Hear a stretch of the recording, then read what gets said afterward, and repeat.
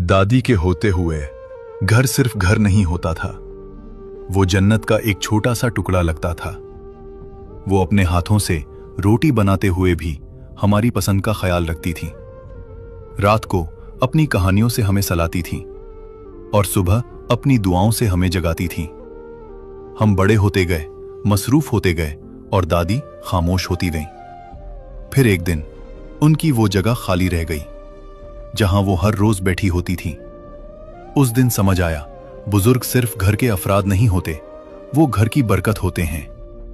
आज भी जब दादी याद आती हैं तो उनकी डांट में छुपी मोहब्बत और उनकी दुआओं की गर्मी दिल को रुला देती है। अगर आपकी दादी हयात हैं तो उनके पास बैठा करो, उनकी बातें सुना करो, उनके हाथ चूम लिया करो। और अगर वो इस दुनिया से जा चुकी हैं तो उनके लिए दुआ किया करो, क्योंकि कुछ रिश्ते दोबारा नहीं मिला करते। दादी की मौजूदगी नेमत होती है और उनकी जुदाई एक ऐसी कमी जो उम्र भर महसूस होती रहती है।